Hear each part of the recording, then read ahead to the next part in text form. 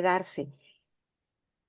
El día de hoy tenemos un ponente que es para nosotros un honor que nos esté acompañando, alguien con una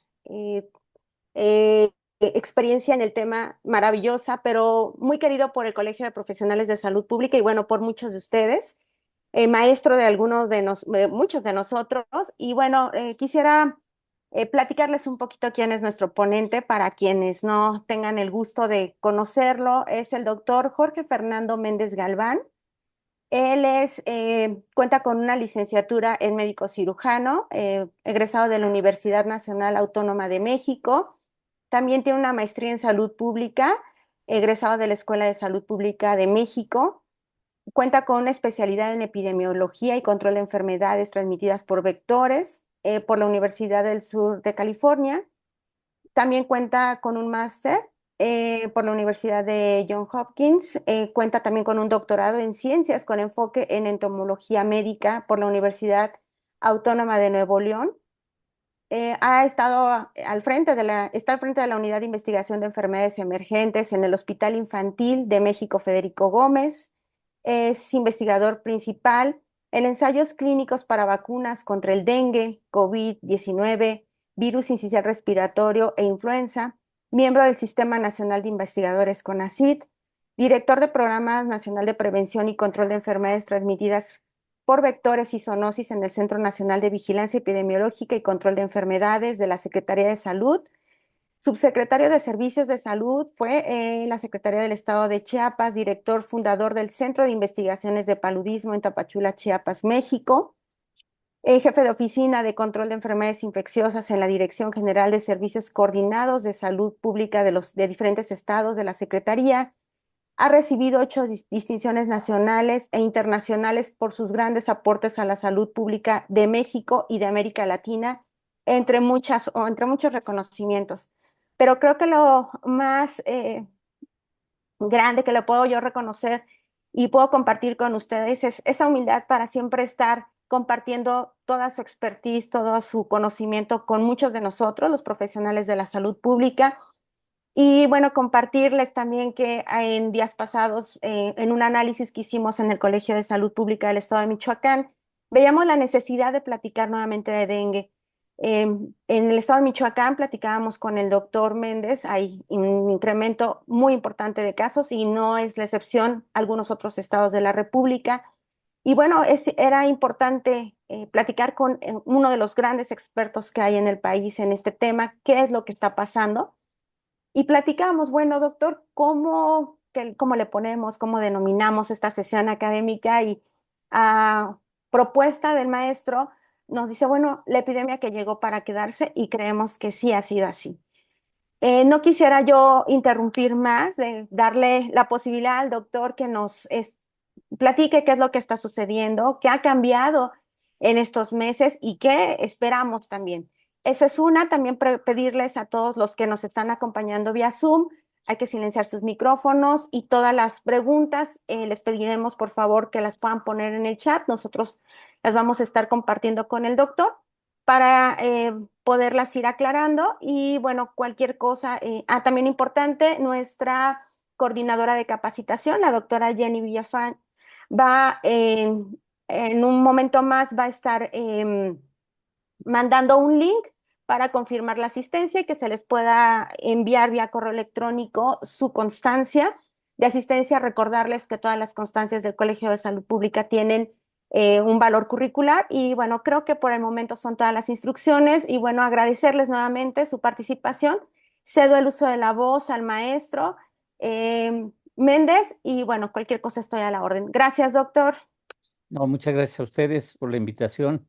Para mí siempre es un gran gusto poder compartir pues algo de lo que hemos aprendido ahora sí que en el caminar, sí, y pues, le agradezco mucho también al colegio que, pues me ha dado esta oportunidad también de estar con todos ustedes, sí, y pues sin más vamos a empezar porque si no, no vamos a acabar. Sí. Bueno, yo le he llamado aquí la epidemia que llegó para quedarse. Y es una reflexión que vamos a tomar hasta el final, otra vez. para ver si es cierto que llegó para quedarse, ¿sí? Entonces vamos a tratar de ver algunos puntos, ¿sí? Este, eh, bueno, les quiero presumir. Estas son dos imágenes, son dos murales de, este, de, Si- de Siqueiros, ¿sí? Que tenemos nosotros en el hospital, ¿sí? Es esta de la del lado izquierdo se llama la posada, perdón, la piñata, y la de la derecha es la posada. Es más o menos, miden como 4, casi 5 metros de ancho, sí, de largo, perdón, por 3 y medio, 4 de ancho. La verdad es una belleza y ojalá tengan oportunidad algún día de ir a ver esa y muchas obras que tenemos ahí. Bueno, he dividido yo la presentación en este temario que voy a tratar de ir cumpliendo con ustedes, ¿sí? Bueno, pues vamos a hablar del dengue, pues para hablar del dengue, pues necesitamos saber cómo está ubicado el dengue, en dónde, y pues vemos que de los animales más mortíferos del mundo, sí, pues más que las muertes por hombres, pues la OMS ha hecho un recuento, ¿verdad? Y ellos consideran que los mosquitos son los responsables del, están en el primer lugar en la producción de muertes en el mundo. Esos son los arbovirus más importantes que tenemos en América y en rojo los que tenemos en México o los que han sido identificados. Vamos a ir en forma epidémica o endémica, tenemos al dengue, chikungunya, Zika, sí, este virus del Nilo también se ha estado estudiando y parece ser que sí sigue habiendo casos. Sí, las encefalitis equinas, sobre todo la venezolana, tenemos focos enzootóticos en el Istmo de Tehuantepec, tanto del lado de Tabasco y Veracruz como también entre Oaxaca y Chiapas, sí, también en Tamaulipas, y de repente pues esos focos en zoóticos de repente nos producen brotes a nivel primero empiezan a dañar los caballos, sí, y hemos detectado algunos casos humanos. A mí me tocó atender un brote en 1993 en la costa de Chiapas, donde detectamos 2 casos de encefalitis y hubo cerca de 200 caballos enfermos, muchos de ellos murieron. Bueno, hay que recordar que el dengue, pues no deberíamos de hablar en singular, ¿no? Son los dengues, porque son 4 virus que además, en la forma que se presentan, aunque tienen unas características de primos hermanos, ¿sí? Pues tienen algunas diferencias importantes, sobre todo cuando se combinan las infecciones. Esta es la estructura del gen del virus. Aquí lo importante es ver que tienen 3 proteínas que son de la parte externa, ¿verdad? Que son las estructurales, la que le dan estructura al virus, que es la cápside, el promotor de la membrana, y la envoltura. Y luego vienen las no estructurales, los genes no estructurales, uno de ellos muy conocido por todos, la NS1, ¿sí? Y bueno, pues es varias formas de mostrarlo, ¿no? Todos los virus, los arbovirus, tienen una serie de proteínas que al llegar a la membrana celular de algunas células, no de todas, principalmente las endotelias, endoteliales, linfocitos, tienen una serie de proteínas que les permiten anclarse, ingresar a las células y luego utilizar todo el aparato de reproducción de mensajes de RNA, ¿sí? Para que los virus se puedan amplificar, ¿sí? Y finalmente formar y salir, formar viriones y luego salir las partículas virales, ¿sí? Bueno, la enfermedad, todo el mundo sabe que el dengue es una enfermedad infecciosa aguda que se produce por 4 virus, ¿sí? De los cuales se llaman dengue 1, 2, 3 y 4. Se transmite por la picadura de un mosco, principalmente la Aedes aegypti, ¿sí? Sabemos que las infecciones pueden ser asintomáticas en la mayor parte. Algunos dicen que es entre el 60 y el 70% del total de infecciones, ¿sí? Y solo algunos casos en general, perdón, y algunos casos pueden desarrollar síntomas generales generalmente son cuadros inespecíficos que pasan, se confunden fácilmente con algún otro cuadro respiratorio, pero puede haber casos más clásicos, ¿verdad? Con exantema, con las fiebres de encía de montar se llama, la disminución, pero no muy importante, de plaquetas, también de momentos de hipotensión, etcétera, ¿no? Y de hemoconcentración, pero no graves. Sí, y de acuerdo con algunas citas bibliográficas, el 3% total de las infecciones puede llegar a ser, pueden ser graves, ¿sí? Y la evolución clínica de los enfermos, pues depende del estado inmunitario, asociado principalmente a infecciones por diferentes serotipos. ¿Sí? Y además se puede agravar de acuerdo con las comorbilidades que tienen las personas que se enferman y que desarrollan esa enfermedad. La inmunidad que producen es homotípica, es decir, para el serotipo 1, para el serotipo 2, para el serotipo 3, para el serotipo 4, individualmente se produce una inmunidad para ellos, para cada uno de ellos. Pero hay, bueno, aquí viene un diagrama de cuáles las manifestaciones clínicas en lo que ahora se llama el dengue sin signos de alarma. Antes se llamaba fiebre por dengue o dengue clásico. Entonces empieza por una viremia que podemos ver aquí. Acá abajo están los días de evolución, de infección, y acá están los días de manifestaciones clínicas, ¿sí? Entonces tenemos que el virus puede estar unos días antes de que se manifiesten los síntomas, ¿sí? Y dura más o menos hasta el sexto día. ¿Por qué es importante conocer eso?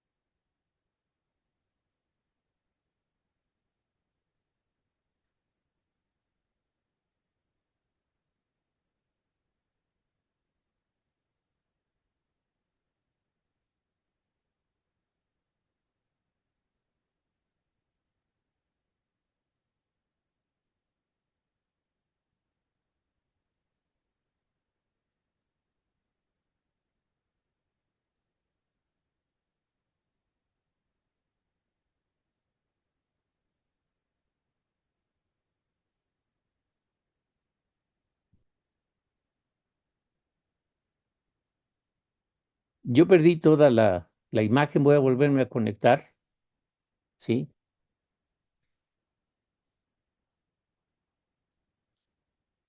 Ah, perfecto.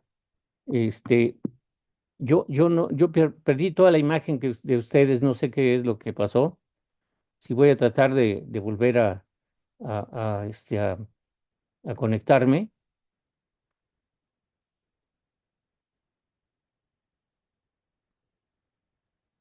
Ok,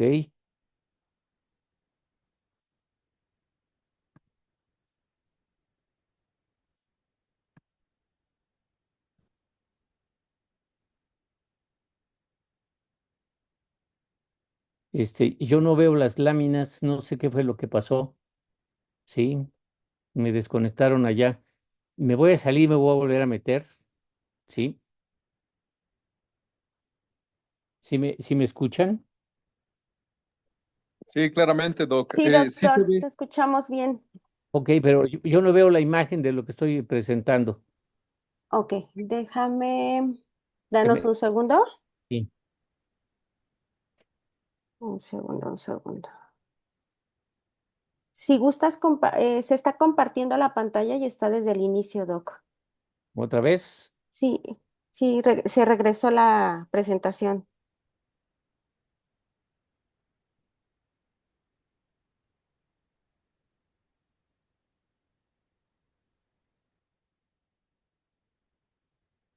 no la veo. Me voy a salir y me vuelvo a meter, ¿sale? Sí, doctor. ¿Ya se ven? Sí, Ok. nosotros te vemos y Y- ya están tus diapositivas, ok. ya está avanzando. Entonces estaba yo aquí, sí, Ahí, en esa. Perfecto. Te vamos con la escuchamos y la vemos bien. perfecto. Gracias. Comentaba yo que la inmunidad que se produce para cada serotipo es específica para cada uno.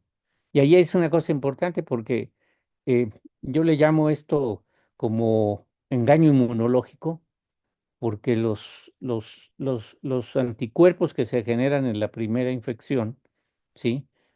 En una segunda infección, ¿sí? Reconocen ciertas partes del virus del diferente serotipo y lo muestran rápidamente a las células, a los linfocitos, ¿sí? A los monocitos. Y ellos, pues al ver que no es el anterior, entonces lo que pasa es que se empieza a amplificar muy rápido el virus y entonces se produce una gran replicación de los virus y tenemos unas viremias muy altas. Eso es lo que en buena medida producen las formas graves. Bueno, hablábamos de este diagrama, ¿verdad? Es muy importante porque tenemos, por ejemplo, aquí, si nosotros queremos hacer diagnóstico por PCR, pues lo mejor es entre el segundo y el cuarto día, ¿no?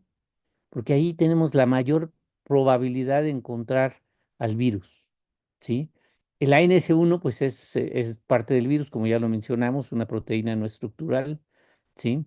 Y la IgG aproximadamente a partir del sexto, séptimo día ya puede ser detectable, ¿verdad? Pero ya más o menos bastante detectable entre el 8 y el 12, ¿sí? Y va a decrecer y prácticamente desaparecer.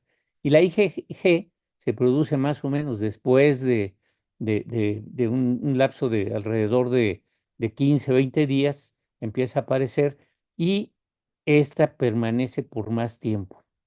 Y es importante saber por qué que permanece más tiempo, porque en una segunda infección, ¿sí? Si nosotros aplicamos el triplex que tenemos para diagnosticar, para poder identificar NS1, IgG e IgM, nosotros podemos encontrar la IgG solita. Si tenemos la IgG solita, no es confirmación de dengue. Sí, la IgG cuando permanece, puede permanecer varios meses, o bastantes meses, y si lo detecta las pruebas diagnósticas y no detecta ni la IgG ni la NS1, sí, lo más probable es que esta sea de una infección anterior, no necesariamente la actual. Hablaba yo de la fiebre en silla de montar, sí, que algunos la ponen como clásica. Este es modificado del doctor Halsted, sí, que fue mi maestro. Y tenemos que el exantema puede ser inicial y luego presentarse precisamente cuando disminuye la viremia, cuando empieza a aparecer la IgG, cuando cae la fiebre. Esto es muy importante, sobre todo para las infecciones secundarias, como lo vamos a ver. Y aquí puede presentarse otro exantema. Y sí, la cefalea, pues obviamente que es casi siempre junto con la fiebre, mialgias, artralgias, ¿sí? Hay una adenopatía que se puede presentar, ¿sí? Sangrado, no necesariamente abundante, generalmente de encías o de parte por la narina, ¿sí? Y puede haber una bradicardia. Sí, incluso el dengue, hay algunos casos que se han detectado, se han reportado, donde se han encontrado personas que desarrollan depresión, ¿sí? A largo plazo, ¿sí? Y la bradicardia les puede durar desde unos días, unas semanas y a veces más de meses. Y hay una leucopenia inicial, ¿sí? Se recupera rápido. El hematocrito puede subir ligeramente, pero no más allá del 20% del valor inicial. Las plaquetas, pues hay una tendencia ligera de descendente, pero no importante, como lo vamos a ver con el otro, ¿no? Bueno, aquí tenemos las enzimas hepáticas, ¿no? Y bueno, en dengue grave yo hablaba precisamente cuando cae la fiebre, cuando desaparecen la detección de los virus, ¿sí? Entonces empieza todo un proceso de enfermedades. Esto se produce en enfermedades secundarias, ¿sí? Donde puede desarrollarse un choque, puede haber hemorragias, ¿sí? Y como vamos a ver, los signos de alarma, ¿verdad? Pues ya se empiezan a desarrollar más o menos desde el cuarto, quinto día, sexto, ¿sí? Y puede desencadenarse, ¿no? Y sabemos que hay una leucopenia más pronunciada el hematocrito que se produce una hemoconcentración de igual o mayor, pero mayor de 20%. Si cuando no hay un valor previo, sí puede haber un valor que nosotros detectamos, vamos a decir, en este ACME de la curva, sí, pero podemos tomar un hematocrito posterior varios días después, y si hay una reducción del 20%, pues es un valor que tenemos ahí para poder definir más el cuadro clínico. Y las plaquetas, ¿no? Que las plaquetas, pues mucha gente las ha tomado como un parámetro básico, pero pues sí, sí tiene valor, pero hay otras cosas que son más importantes, ahorita vamos a ver, ¿sí?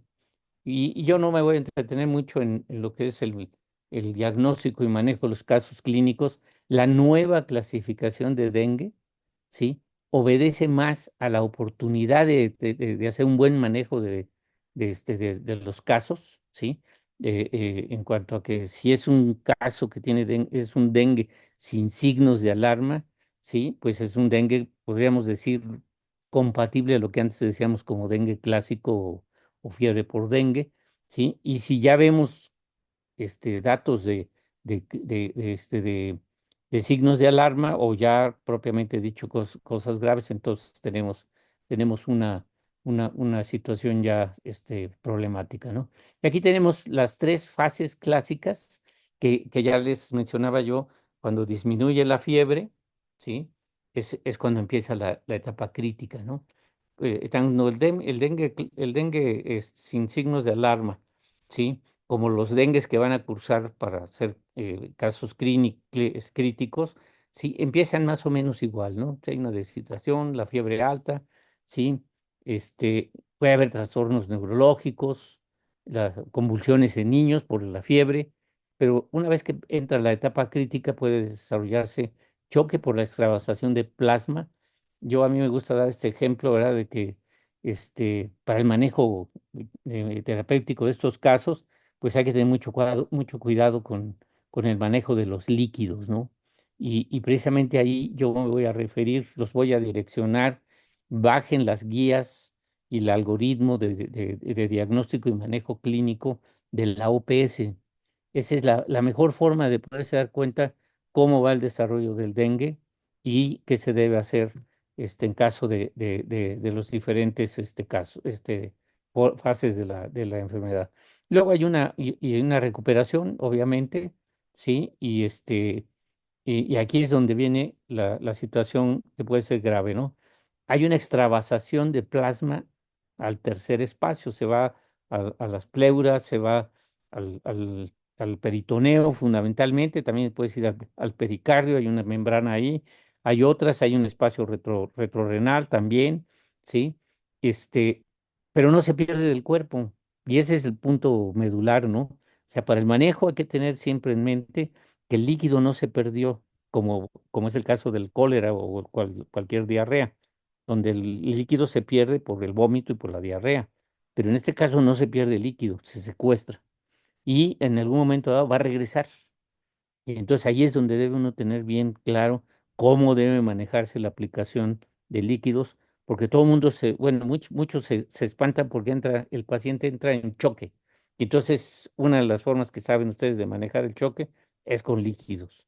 Y aquí hay que tener mucho cuidado con los líquidos. Y luego hay una recuperación que es varios días, a veces un poco más de 1, 2, 3 semanas. Y aquí están el dengue sin signos de alarma, ¿no? Pues el punto clave es si se ha expuesto a la picadura de moscos donde hay dengue, ¿sí? Y aproximadamente en los últimos, yo diría 20 días, ¿sí? Y que pudieran desarrollar estos signos, ¿no? Y síntomas, ¿no? Náuseas, vómitos, exantema, cefalea, dolor retroorbitario, mialgias, artralgias, petequias o prueba de torniquete positivo, leucopenia, como ya mencionaba. Y aquí es donde uno tiene que tener mucha vigilancia. Normalmente llega el paciente, lo revisamos y le damos su paracetamol, vaya a su casa, suero oral, pero se nos olvida explicarle a la gente los signos de alarma y qué debe hacer. Entonces, eso es un punto muy importante en la práctica clínica en general. Y ya los signos de alarma, pues ya el dolor abdominal intenso que se asocia mucho con la citis que se produce por la extravasación de plasma, ¿sí? Se puede confundir con un cuadro de apendicitis, vómitos persistentes, la acumulación de los líquidos que ya mencionábamos, ¿sí? El sangrado de mucosas que puede haber, no necesariamente, pero puede haber, ¿sí? Letargo o irritabilidad. Ahí ya empieza a definirse o a delinearse ya un, un camino hacia el choque, ¿no? Letargo, la irritabilidad, la hipotensión, ¿sí? Y bueno, puede haber hepatomegalia, el aumento progresivo del hematocrito y la disminución de las plaquetas, ¿sí? Y bueno, pues tenemos aquí que el dengue grave, pues ya habíamos dicho, son todos los casos que fueron dengues sin signos de alarma, dengues con signos de alarma, ¿sí? Que desarrollan choque, dificultad respiratoria, ¿sí? Debido a la extravasación grave de plasma en las pleuras, ¿sí? Choque evidenciado por pulso débil o indetectable inclusive, la taquicardia, las extremidades frías, son características de un choque, ¿no? El sangrado grave que puede haber, no necesariamente, ¿sí? Y compromiso grave de órganos, puede haber problemas de hígado, problemas de corazón, fundamentalmente. ¿Cómo se produce esta forma grave, ¿no? Entonces hay una serie de mecanismos que se han ido identificando y hay una serie de modelos, este es un modelo que se ha desarrollado y dicen que, bueno, que el mecanismo del dengue grave, ¿sí? Se puede producir por tres elementos, ¿no? Un mejoramiento de la infección por anticuerpos de infecciones previas y esto va a producir un incremento de la infección celular y que por lo tanto incrementa la carga de los virus del dengue. La formación de los complejos inmunes que van a activar el complemento, que también es una, un, un fenómeno que se da, un proceso que está muy asociado a la gravedad de la enfermedad y de muchas otras, la reactividad cruzada de coagulación y las proteínas de células endoteliales. Entonces eso produce sangrados, disfunción del endotelio celular, que a final de cuentas esto es lo que va a producir la extravasación. Y los linfocitos T, esto es por mecanismo de anticuerpos, y por los linfocitos T, bueno, pues ellos empiezan a identificar una carga de viral muy intensa, entonces hay una producción de citocinas proinflamatorias que llega a llamarse el famoso tsunami, ¿sí? De citocinas, y bueno, pues esto obviamente se va a reflejar en el incremento de la permeabilidad y una lisis celular, una lisis de células no infectadas, vamos a decirlo, en el daño hepático. Esto del daño hepático tiene una relación muy interesante. Sí, como son flavivirus, el virus de la fiebre amarilla produce una serie de daños a las células del hígado, ¿sí? Y este daño hepático que produce el dengue, los virus del dengue, tiene alguna semejanza, pero en menor grado, del daño que produce el virus de la fiebre amarilla. ¿Sí? Y bueno, pues aquí tenemos un diagrama, ¿verdad? La inmunogénesis mediada por anticuerpos, los anticuerpos contra la proteína NS1, la E permembránica y cápsula, y tiene tres, vamos a decir, tres procesos bien definidos. Células endoteliales, hay apoptosis, lisis mediada por complemento, activación inflamatoria, y esto va a producir la salida de líquidos y las hemorragias. Por el lado de las plaquetas hay una lisis mediada por el complemento, inhibición de la agregación, fagocitosis por macrófagos y esto va a producir una trombocitopenia y hemorragias. Y finalmente, las moléculas de coagulación, hay un desbalance de la coagulación y eso va a producir hemorragias también, ¿sí? Los vectores, bueno, ya los conocen, ¿no? El Aedes aegypti, que aquí está con su famosa lira, ¿sí? Que es vamos a decir, es la estructura más frecuente para poder clasificar al virus. Este es el Albopictus, que tiene también una característica muy sui generis, ¿sí? Y estos mosquitos van y ponen sus huevos en criaderos húmedos. Este es un palo de Brasil que estaba en como una especie de florero en una casa y bueno, pues esa es lo identificamos allá en Sinaloa y pues, aprovechamos y le tomamos fotografías de cómo está y generalmente los huevos se ponen en los márgenes donde está el agua. Los huevecillos ya los conocemos, son desorganizados, no están bien organizados. Hay el desarrollo de cuatro estadios de larva y luego pasa a pupa y luego el salto cuántico, ¿no? Para mucha gente. Del agua sale volando un mosquito, ¿no?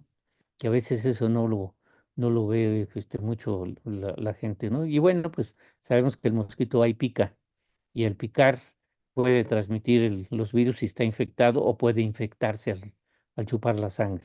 Esa es la distribución mundial de la Aedes aegypti, originario de África, como ven aquí en el color azul. El rojo es donde ha habido una infestación. Se supone que para América fueron los viajes de las conquistas, ¿no?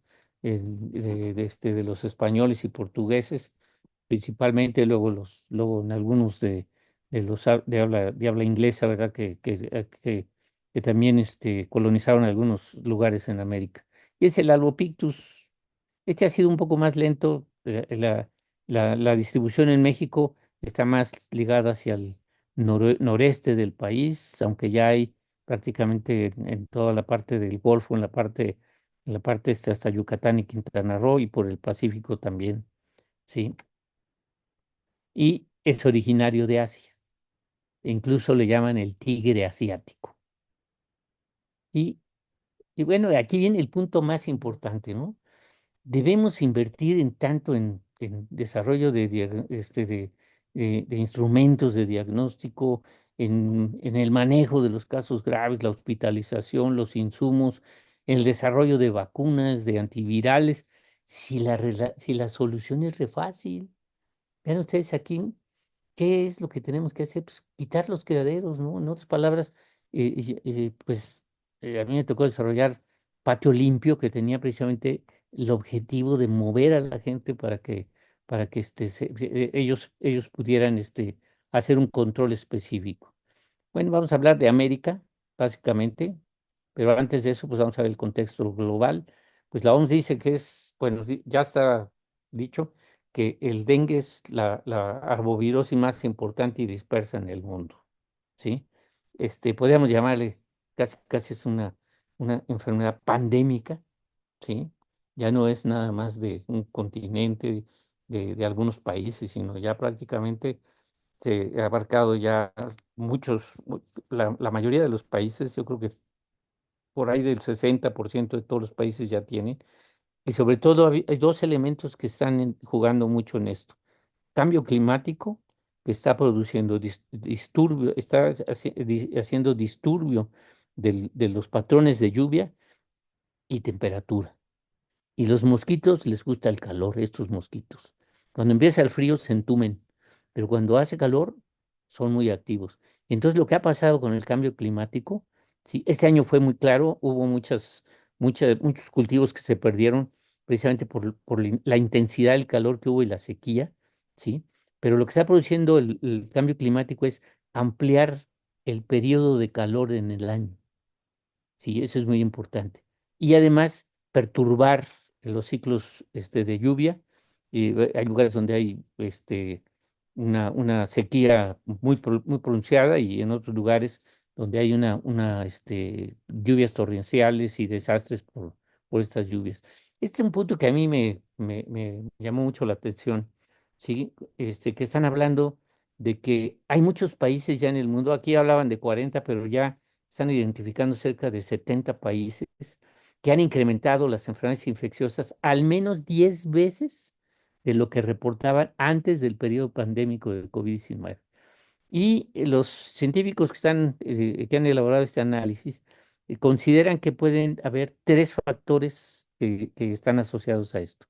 Uno es, obviamente, la disminución de las actividades de control. O sea, prácticamente se suspendieron muchos programas de salud pública, ¿sí? En muchos lugares del mundo. Se utilizaron los recursos para otras actividades, para el COVID fundamentalmente, ¿sí? Y segundo, ¿verdad? Una disminución general de la inmunidad de la población, porque estuvimos encerrados. Sí, estuvimos aislados y entonces ellos dicen, bueno, pues es muy probable que ese aislamiento haya producido una disminución de los contactos con microbios y eso haya sido haya producido una disminución de la producción de anticuerpos contra los gérmenes normales, ¿no?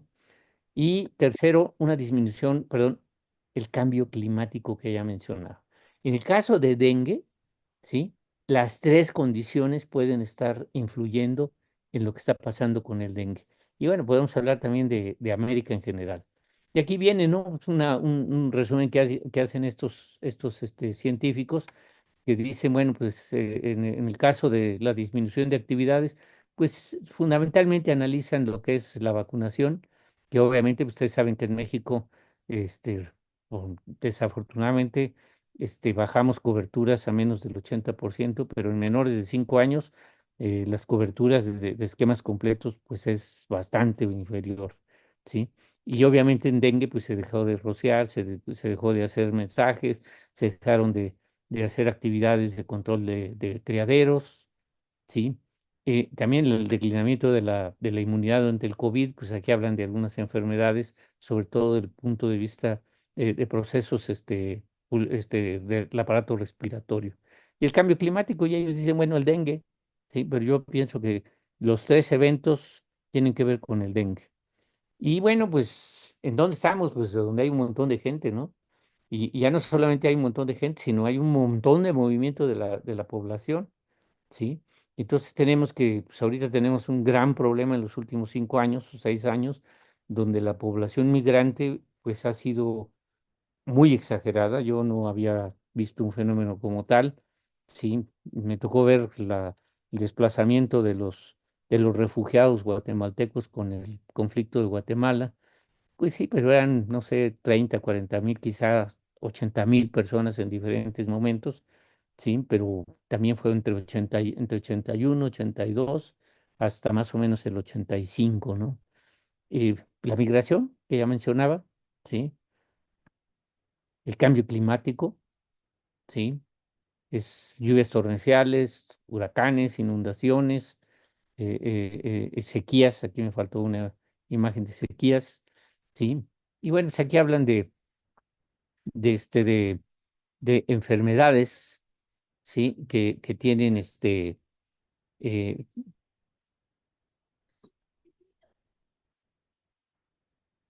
tienen, algunas, eh, eh, que no reportan arbovirosis, ¿sí? O que reportan arbovirosis. ¿Qué pasa con el dengue, no? Vean ustedes, esto es hasta la semana del 9 de septiembre, de acuerdo con la OPS, ya rebasamos 11 millones de casos notificados, ¿sí? En todas las Américas. Es cifra récord, vean ustedes, ya es el triple de lo que, del reporte más alto que fue entre el 2019 y 20, que llegamos a poco más de 3 millones. Sí, te llevamos 11 millones. Sí, ya casi vamos a entrar 4 veces más lo que tuvimos en los brotes más intensos antes del COVID. Sí, entonces, pues es algo muy importante.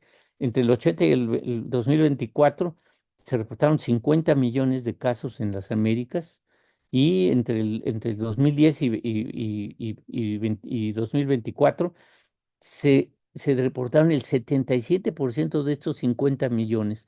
¿Qué quiere decir? Yo creo que hay varios factores ahí. Sí, efectivamente hay el cambio climático y todo, pero también el mejoramiento de los sistemas de notificación, detección y notificación de los enfermos. Debe tener algún impacto. Esto era lo que pasaba las primeras semanas de este año en las Américas. Este gran brote fundamentalmente fue de Sudamérica, Brasil. Sí, Brasil reporta muchísimos casos, ¿no? Y este es los casos del 23 y estos son la mediana, es un promedio de casos de los últimos 5 años. Entonces, como ven ustedes, estamos totalmente en un área de emergencia epidemiológica. Y allí yo hago la pregunta, ¿se ha controlado el dengue? ¿Ha servido lo que hemos hecho? ¿Sí? ¿O qué tanto ha servido? Lo hemos medido y sabemos bien qué es lo que estamos haciendo, ¿sí? Y bueno, pues es una reflexión que tenemos que ir ahora sí abonándole hacia adelante, porque necesitamos ir innovando muchas cosas. En México, pues, esto fue antes cuando se eliminó el Aedes aegypti a principios de los 60 se certificó México como país donde eliminaron en aquel tiempo el Aedes aegypti. Y bueno, pues ya sabemos qué pasó en el 78, se nos fueron para arriba. Este es el reporte anual del total de casos de dengue en el país. Si ustedes lo ven así, las áreas sombreadas de colores y los letreros que tienen estas áreas, pues podríamos decir que el dengue va para abajo, que está bajo control, ¿sí? Pero no es así. Y esto hay que dejarlo con mucho cuidado, ¿sí? Antes del 97, hasta el 97, la mayor parte de los casos que se fueron notificando fueron probables y sospechosos. Entre el 98 y 2013, ¿sí? La mayor parte de los casos los llegamos a confirmar. A mí me tocó hacer esa parte, esa transición. Llegamos a estudiar más de 110,000 o 120,000 muestras al año, ¿sí? De los cuales entre el 17 y 35% llegaban a ser positivas a dengue, ¿sí? Y luego después viene en cambio de la norma y dicen, ya no vamos a estudiar la mayor parte de los casos probables, sino solamente cuando haya un brote, vamos a identificar el 30% de los casos probables y esos son los que vamos a mandar al laboratorio. Aquí yo hago una reflexión. ¿Cómo se está sistematizando este 30%? Lo hacen antes de los brotes, durante los brotes, después de los brotes, cuando tienen recursos, cuando no tienen insumos para laboratorio, ¿sí? Los hacen desfasadamente, guardan los sueros y después hacen los estudios. Hay una serie de interrogantes ahí que tenemos que tener en cuenta para poder realmente interpretar lo que está pasando en México, ¿no? Y abusados, esto no quiere decir que el dengue va para abajo. Inclusive, si ustedes analizan los 2 últimos años, 2023 llegamos a cerca de 30,000, pero ahorita ya rebasamos los 30,000 casos.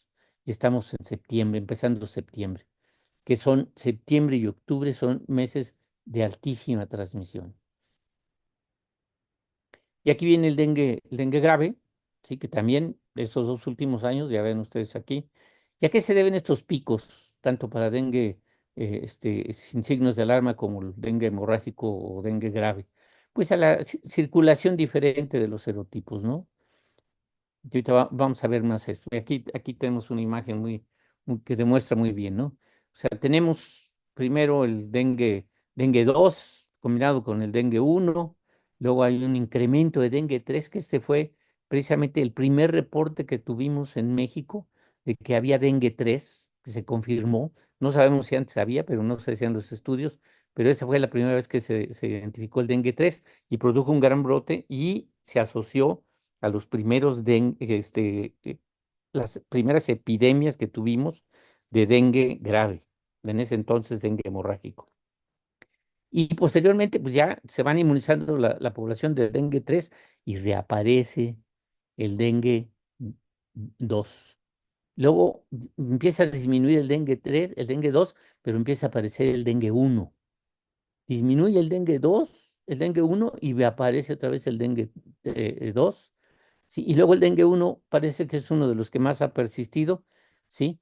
Y aquí el dengue 2 pues tuvo también un repunte, ¿sí? Y bueno, esta nos debe servir para hacernos la pregunta, ¿cuáles van a ser los comportamientos de los siguientes brotes en relación a los serotipos?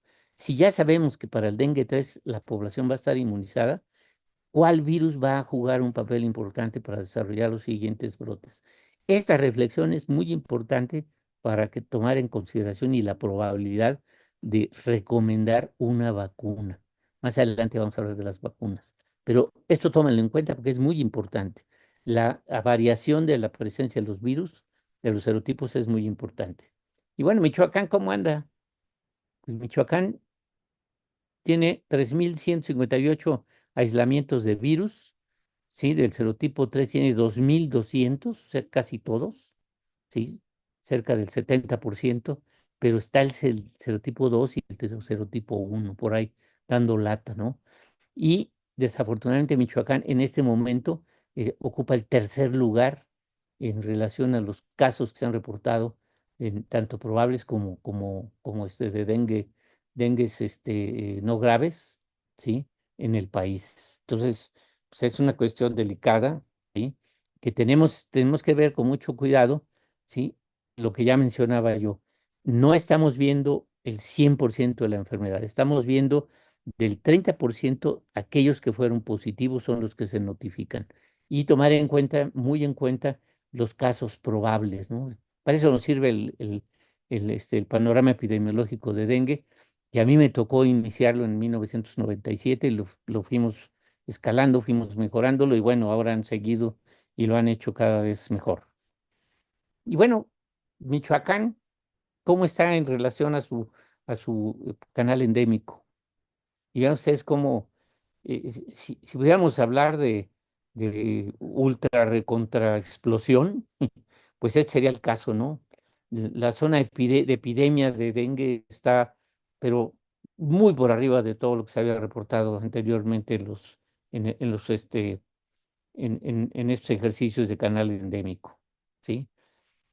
A mí se me ocurrió, bueno, no se me ocurrió, sino por el análisis que yo he hecho, ¿sí? De la dispersión de los serotipos, yo llegué a hacer una regionalización y definí 7 regiones.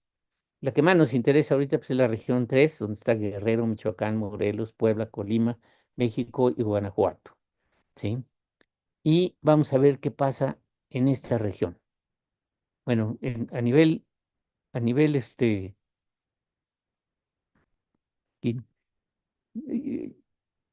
quién necesita salirme de la presentación? Bueno, aquí viene un video de cómo se han movido los serotipos, pero bueno, este es un esquema desde el punto de vista mío, ¿sí? A partir de ese esquema yo he podido desarrollar otro. Un modelo de cómo se dan las epidemias. Y aquí tenemos un estudio que hicimos entre el 96 y 2006, que llegamos a publicar en Yucatán. Hicimos una muestra representativa de todo el estado, bien hecha, ¿sí? Tomamos muestras y entonces encontramos esta seroconversión, o sea, anticuerpos presentes en estos grupos de edad. Y bueno, vimos, por ejemplo, que pues, aquí estos grupos de edad de menores de 10 años, pues realmente estaban desprotegidos de anticuerpos. En otras palabras, si nosotros pudiéramos poner una columna aquí, un par de columnas aquí, de todo lo que, vamos a decir, del 70%, del 78%, ¿sí? Podríamos estar hablando de este es el cúmulo de susceptibles, porque estos ya les dio dengue, ¿sí? Y muy probablemente ya les dio una vez dengue, por lo menos. Pero ya cuando hablamos del grupo de 15 y más años, entonces de repente empezamos a encontrar, ¿sí? Que ya rebasan el 70% de prevalencia de anticuerpos. Esto es muy importante para la recomendación que dio la OMS de aplicar la vacuna de Sanofi Pasteur, ¿sí? Que recomienda de que se debe aplicar en regiones donde rebase en general el 80% de la seroconversión en estudios de campo, ¿sí? Para poderla aplicar. Y tiene su razón, la vamos a comentar después. Pero ¿qué pasó en el 2006? Pues de repente el grupo de 5 a 9 años se nos fue hasta el 50%, es decir, hubo varios brotes, se incrementaron los inmunizados, ¿sí? Y precisamente aquí es donde estos que tuvieron un dengue probablemente, cuando viene un segundo dengue, es cuando empiezan a desarrollar dengues graves.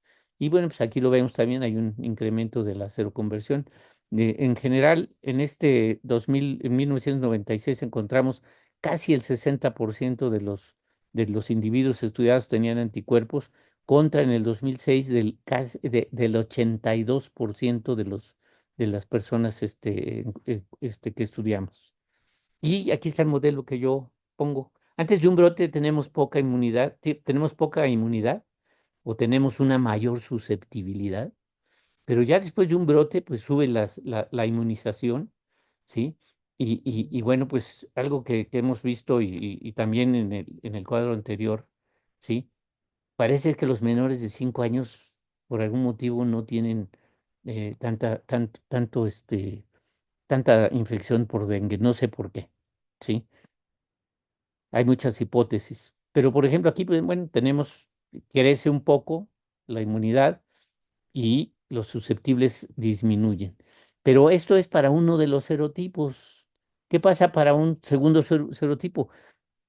Pues podríamos pensar que si este dengue 3 que así vamos a terminar o por ahí vamos, ¿sí? Pues cuando termine el dengue 3 y venga el serotipo 1, el 2, pues va a encontrar un montón de susceptibles al 1 y el 2, ¿sí? En el caso ahorita del dengue 3, pues podemos asumir en 97 fue el pico más alto de identificación de serotipo 3, ¿sí? Que fue entre 94, 95 hasta el 99, ¿sí? Y entonces, si nosotros hacemos cuentas, pues son 24 años de que no teníamos el dengue 3. Entonces la cantidad de susceptibles pudo haber sido mucho más grande, sobre todo en menores de 25 años. Y por eso tenemos también no solo los argumentos de la disminución de la inmunidad, el cambio climático, sino también tenemos un montón de susceptibles, ¿no? Y además muchas personas que ya tuvieron por lo menos una infección. Y bueno, esta es la distribución de los casos, ¿verdad? Cómo afectaron a los diferentes grupos de edad. Entonces, entre el 90 y 99 la mayor parte de los casos más bien se parecía como una curva normal, ¿verdad? Una campana de Gauss.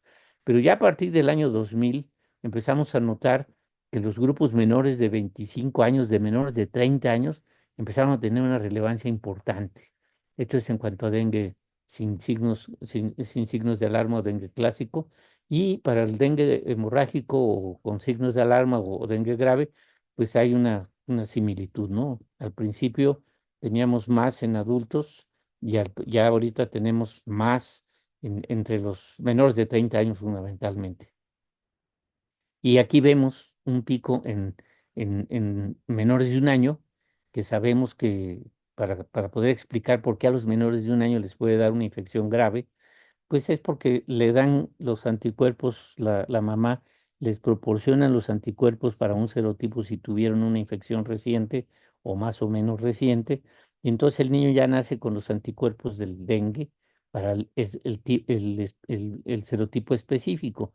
Si hay circulando un diferente serotipo, ¿sí? O le toca la mala suerte, por decirlo así, con todo respeto, de tener una segunda infección por un dengue que no, un serotipo que no tenía los anticuerpos de la mamá, es cuando se producen los dengues graves en los menores de un año, ¿sí? Y este es un estudio muy interesante que hicieron en Nicaragua, yo lo tomo como un gran ejemplo. Aquí tenemos, por ejemplo, en la gráfica del lado derecho, arriba, superior, fueron una corte de niños que empezaron a estudiar 4 años seguidos. Sí, aquí tenemos 2004, 2005, 2006, 2005, 2006, 6 y 7 y 2007 y 8. ¿Sí? Entonces vean ustedes cómo el grupo de menores de 2 años, para el siguiente año que ya tenía 3 años, ya había subido al 30%. Lo refiero yo de lo que encontramos en Mérida, ¿sí? Donde teníamos más o menos esa cantidad, esa proporción de niños ya inmunizados. Y este va creciendo, ¿sí? Pero lo que es así impactante es que a los 5 años, ya casi el 70%, o más bien más del 70% de los niños ya tenían anticuerpos. Y de los 7 años en adelante en esa corte, prácticamente todos ya tuvieron anticuerpos. ¿Qué quiere decir esto? Pues que eso lo tenemos que interpretar como una población susceptible para desarrollar dengues graves si estos anticuerpos son de una sola infección, ¿sí? Y bueno, pues es algo importante. También hicieron, ¿sí? Un estudio para ver infecciones primarias y secundarias. Y era obvio, ¿no? En los grupos de menores de edad, pues hay menos infecciones secundarias y más infecciones secundarias en los grupos aquí vemos a partir de los 6 años, vemos un incremento importante.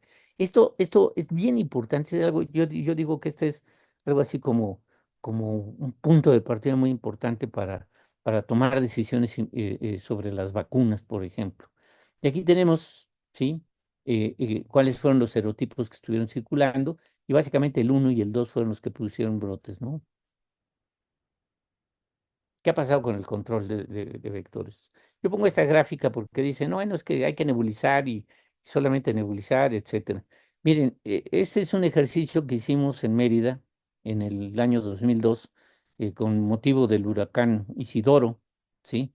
Donde nosotros empezamos a detectar, pusimos clínicas de febriles para empezar a hacer estudios serológicos para detectar.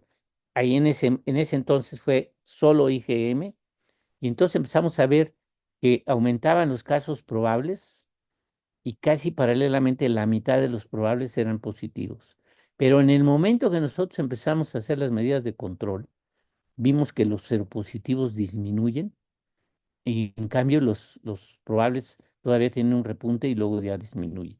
Esto es muy importante porque incluso en algún momento el doctor Tapia, que era nuestro subsecretario en ese tiempo, un día me habló y me dice, oye, pues estamos jugando, ¿no? Lo que estás haciendo no sirve para nada, ve cómo los casos siguen subiendo. Entonces, por eso hice yo este ejercicio, ¿sí? De demostrar que las actividades sí sirven, ¿sí? Y algo que yo les he repetido mucho a los compañeros de vectores es, si no se evalúan, no saben qué están haciendo, ¿sí? Entonces es un ejercicio que hicimos para evaluar la intervención y el comportamiento de un brote, ¿sí? Y bueno, pues sabemos que son las fumigaciones, la eliminación de criaderos y la aplicación de herbicidas, las armas fundamentales que tenemos, ¿sí? Iniciamos una serie de actividades acá, esto de aquí tenemos de Michoacán, un póster que sacaron, lava, tapa, voltea y tira, ¿no? este, Más o menos nosotros empezamos una campaña parecida que fue el patio limpio, ¿sí? Y que sí funcionó, porque además hicimos una serie de evaluaciones y una organización comunitaria muy interesante. Ese artículo lo pueden ustedes obtener gratuito en internet, ¿sí? Pero ¿qué pasó aquí? Íbamos bien, empezamos a ver eso, le hicimos una evaluación en Ciudad Renacimiento en Acapulco, ¿sí? Y ¿qué pasó? Íbamos bien, pero hay cambios de autoridades y borrón y cuenta nueva, y los que hacían antes no sirve para nada y ahora hay que hacer cosas nuevas. Este es un defecto que tenemos en las estrategias. Y además, todos los salubristas no nos defendemos, ¿sí? Como si tuviéramos que empezar de cero otra vez. Entonces es una recomendación muy importante porque el colegio tiene que dar la pauta a los políticos de que lo que veníamos haciendo, si hay que corregir algo, hay que corregirlo, pero no destruirlo, ¿sí? Y hay que buscar la manera de defendernos y además de conservar aquello que realmente funcionó. Sí. Y aquí esta lámina a mí me gusta mucho presentarla porque realmente es así como un parteaguas, ¿no? Vean ustedes aquí el muladar que hay, pero lo que llama la atención, esta la tomé en el 2000, en 1998, no voy a decir dónde, bueno, por lo pronto no voy a decir dónde. Sí, es un carro último modelo en ese momento, y vean ustedes la cantidad de cosas que hay aquí, que realmente da pena, ¿no? Pero esta cosa blanca que ven ustedes aquí es una báscula. ¿Se puede imaginar en dónde estamos hablando? ¿Sí? En el patio de una unidad de salud, ¿sí? Y esto fue concretamente en la jurisdicción sanitaria. Y no voy a decir en dónde porque se van a enojar los chiapanecos, ¿sí? Y este carro, desafortunadamente, también es crítico, es de la jefa de la jurisdicción. Y entonces, ¿cómo vas a un mensaje a la comunidad si nosotros no estamos convencidos de lo que hay que hacer? Y hay que empezar por la casa, ¿no? Acuérdense, el programa de la salud empieza en casa. Son programas que no deben desaparecer, que debemos conservar y replicar constantemente, ¿sí? Bueno, pues aquí tenemos varias innovaciones que se han desarrollado en los últimos años, que es la aplicación de la Wolbachia. Es una bacteria que afecta la longevidad de los mosquitos Aedes aegypti, ¿sí? Hay tres estrategias básicas para utilizar la Wolbachia. Una de ellas es infectando todos los mosquitos que van naciendo y soltándolos en la comunidad, y esos mosquitos infectados van a infectar mosquitos naturalmente están circulando. La otra estrategia es solamente liberar mosquitos ya esterilizados que son producto de la infección de la Wolbachia, y entonces liberar solamente los machos. Entonces los machos cuando se aparean con las hembras, pues no logran fertilizarlas, ¿no? Y entonces una cosa importante es que la primera la primera cópula que tienen los mosquitos, ¿sí? En ese momento se sella la espermateca, que es el aparato de recepción de los espermatozoides, células que van a fertilizar los huevos, ¿sí? Se sella con una capa cerosa, entonces las siguientes copulaciones ya no son tan importantes, ¿sí? Y entonces, una vez que los mosquitos que están esterilizados por Wolbachia, pues se copulan con hembras recién, o sea, que va a ser la primera cópula que tienen y entonces va a disminuir la reproducción de los moscos más o menos en un tiempo importante. Y la tercera, pues, es utilizar mosquitos estériles por una reacción atómica, ¿no? Entonces eso es algo también importante que está viéndose, ¿no? Hay varias cosas que no vamos a discutir ahorita, ¿sí? Desafortunadamente no se puede ver aquí el video, no lo puedo ver, ¿sí?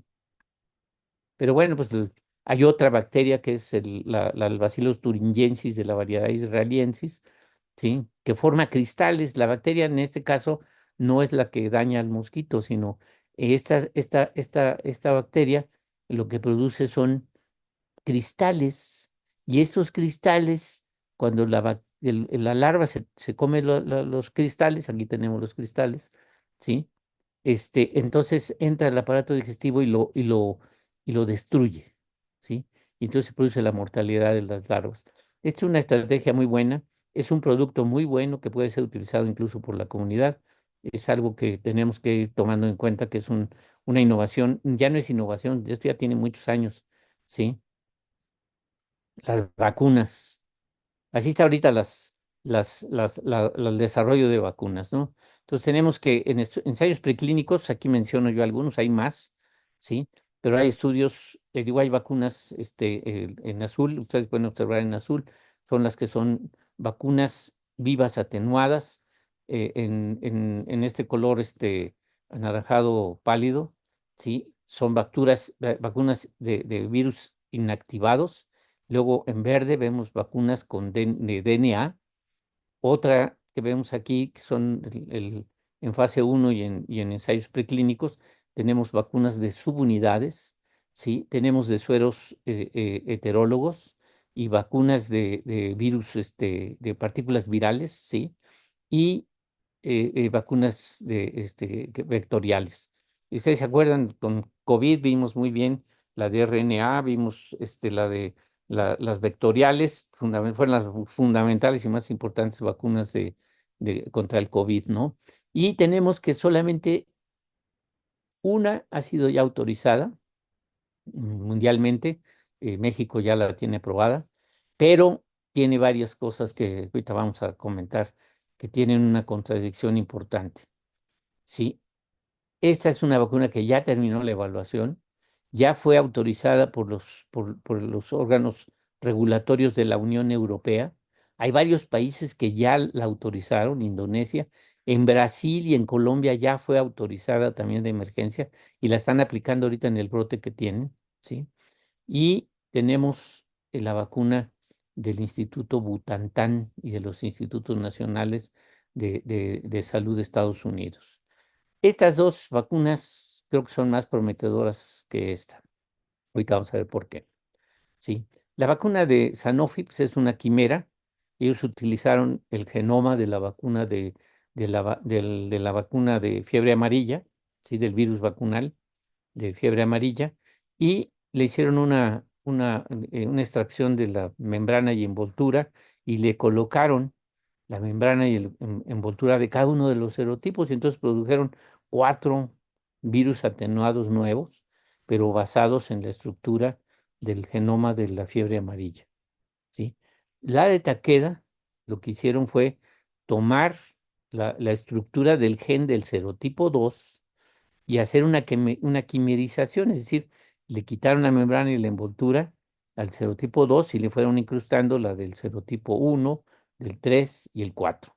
Y entonces tenemos virus atenuados, ¿sí? 3 quimerizados, de los cuales son 3 quimerizados. La vacuna del Butantan del Instituto Nacional de Salud de Estados Unidos hicieron algo también muy interesante. voy a referirme a la parte inferior. El dengue uno lo atenuaron. El dengue 2, ¿sí? Sirvió para quimerizar, ¿sí? En base a la estructura del dengue 4, incrustaron las proteínas de membrana y envoltura del serotipo este, 2 y luego atenuaron el serotipo 3 y el 4. Y bueno, esto es en resumen lo que hay de las tres vacunas más avanzadas, ¿no? Ninguna ha sido totalmente eficaz como tenemos la vacuna del sarampión, incluso la de poliomielitis, la de la triple viral, etcétera, ¿no? No son tan eficaces como esas, pero son útiles y hay que empezar a considerar que pudiéramos eventualmente utilizarlas. Y aquí tenemos, por ejemplo, de la Demaxia ha sido autorizada en diversos países, se evaluó en menores de 18 años, ¿sí? Mayormente los grupos entre 9 y 18 años, 16, 17 años. Me tocó participar en la evaluación de la vacuna en México, en 4 sitios, en Temisco, Morelos, en Ciudad Mante, Tamaulipas, y en Yucatán, en Valladolid y en Tizimín. Y allí estudiamos, hubo otro grupo que trabajó en Veracruz que fue diferente, no trabajamos con ellos. Pero nosotros la aplicamos en, en, en niños entre 9 años y adolescentes hasta 17 años. Y bueno, pues aquí vienen los resultados de eficacia, ¿sí? La eficacia total fue del 60%, ¿sí? Para serotipo 2 es baja, para serotipo 3 es buena, ¿sí? La eficacia, vamos a decir, está bien, ¿sí? Y para serotipo 3 4 también. Pero hay una cosa que se tiene que tener cuidado, ¿no? En personas que no han tenido dengue, la vacuna puede inducirles una primoinfección solamente. Y si llegan a tener ellos en forma natural una infección por un serotipo diferente, pueden desarrollar formas graves. Por eso el CDC dice, sí, se puede aplicar, pero solamente en personas donde se ha comprobado que tienen anticuerpos ya de una primoinfección al menos. Y la OMS todavía se va un poquito más cuidado y dice, bueno, en regiones donde ya se haya identificado una seroconversión aproximadamente igual o superior al 80%. ¿Qué pasa con la vacuna de Takeda? También me tocó a mí participar en una fase 3 de evaluación de ensayo clínico. Y entonces aquí pues tenemos una muy buena respuesta para el serotipo, para el total, ¿sí? Para el serotipo 1 casi el 70%, para el serotipo 2 pues era lo esperado porque la vacuna está basada en la estructura del gen del serotipo 2. Tuvimos una pobre respuesta para el serotipo 3, ¿sí? Y ahorita vamos, y bueno, en los seronegativos, o sea, personas que no tuvieron ninguna infección previa, hay una eficacia de cero. En personas que ya tuvieron una vacuna, una infección previa, sí llegamos casi al 50% de seroconversión, ¿sí? Es uno de los defectos que tiene. Pero que aquí viene una pregunta importante, ¿no? Ahorita tenemos un brote de dengue 3. ¿Debemos aplicar la vacuna? Vamos a leerlo un poquito más adelante. Pero vayan pensando porque eso es importante. Y luego la de Butantan, pues sí terminaron ya sus fases, sí. Aparentemente tienen muy buena protección para serotipo 1 y 2. No tuvieron una buena evaluación para serotipo 3 y 4. Prácticamente no lo hicieron, pero sí tuvieron una evaluación sobre pocos casos de dengue porque fue antes es decir, fue entre el 2010, 2012 que empezaron a trabajar sobre la fase 2. La fase 3 la han de haber hecho entre 2007 y 2019, ¿sí? Entonces, pues no tenían realmente brotes, entonces tuvieron pocos casos.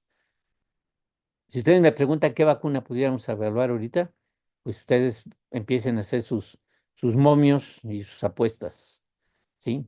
Conclusiones. Yo les dije que hice una regionalización, y entonces aquí está la región 3, que comprende Colima, Guanajuato, Guerrero, México, Michoacán, Morelos y Puebla. Sí, normalmente los serotipos vienen de Centroamérica y empiezan a subir, y suben y llegan hasta el norte, y de acuerdo a varias observaciones que yo he hecho en campo, ¿sí? de que detectamos por primera vez el ingreso, el reingreso en la frontera con Chiapas, con Centroamérica, ¿sí? Tarda alrededor de 5 a 6 años en llegar hasta Coahuila y llegar hasta Nogales y San Luis Río Colorado, ¿sí? 6 años, entre 4 y 6 años tarda un serotipo en darle la vuelta a México, ¿sí? Para el caso de la región 3, las observaciones que yo he hecho es que llegan a Acapulco, ¿sí? Y de aquí se dispersan hacia Michoacán, ¿sí? Puede ser por contigüidad aquí en esta región, y de aquí pasa a Guanajuato, ¿sí? Y llegan al Estado de México y Morelos, ¿sí? Entonces afecta. Y la región de Aguascalientes, Durango, Jalisco y Nayarit, pues es otra que tengo aquí, y luego la de Sinaloa, Sonora y las Californias. Y finalmente, yo he observado que la circulación de los serotipos se da solo, o sea, en un ciclo aislado de la península de Yucatán. O sea, no tiene relación con el resto, ¿sí? O sea, sí hay un patrón interno, pero no en relación a todo lo que se ve a nivel nacional. Y ven ustedes, esta es una serie de láminas, ¿sí? De la región 3, que es la donde está Michoacán, ¿sí? Por año. Entonces vemos en diferentes años cómo el serotipo 2 es el más prevalente, y luego empieza a aparecer perdón, el serotipo 1, y luego empieza a aparecer el serotipo 2. El serotipo 2 de repente produce más brotes, el serotipo 1 baja. Al bajar el 1, pues después se aumentan los susceptibles, disminuyen los susceptibles al serotipo 2, y entonces se produce un brote por serotipo 1. Esto es bien importante para el análisis. Estamos preparando una publicación de esto que está muy interesante, ¿sí? Y luego en otro año ya empezamos a ver, esto es entre 2010 y 2024, ¿no? Entonces ya vemos aquí otro brote de serotipo 1, luego puro serotipo 1, otra vez serotipo 1 en la región donde está Michoacán, luego serotipo 1, y de repente empieza a aparecer el 2. Y obviamente que el número de susceptibles que se acumularon al serotipo 1 pues es muy relevante después de 5 años donde el serotipo 1 fue arrasando, ¿no? Entonces empieza a haber más serotipo 2, y esto pues se va viendo, ¿no? Pero de repente se nos descompone todo en el 2023 y aparece el serotipo 3 y nos produce un brote parecido al del 97, donde prácticamente todo el país, al no haber tenido inmunización previa con el serotipo 3, pues entonces el número de personas que son susceptibles al serotipo 3 es muy alto. Si nosotros tuvimos el último brote de serotipo 3, concluyó en 1999, ¿sí? Entonces tenemos 24 años de población, o sea, los menores de 24 años todos eran susceptibles al serotipo 3. Entonces, es una razón por la cual el serotipo 3 tiene esa presencia tan grande. Esa es mi opinión. Y aquí abajo tenemos la relación por año, ¿verdad? Pero en una serie cronológica por año. Sí, pero es lo mismo de lo de arriba. Esto es bien importante para la toma de decisiones, ¿sí? Y sobre todo para las vacunas, ¿sí? Y bueno, pues lo que podemos concluir es que pues no existe un control eficiente del dengue, y por eso tenemos brotes epidémicos cada rato. La prevención parece estar ausente totalmente. Los costos son muy elevados para hacer el control, y entonces de repente pues no tenemos dinero. Creo que estos últimos años, desde el 2014, 2015, se ha sufrido mucho para tener presupuestos adecuados, suficientes, ¿sí? Y bueno, pues también llevamos desde 1978 echando insecticidas y aplicando larvicidas, nebulizando y aplicando larvicidas, ¿sí?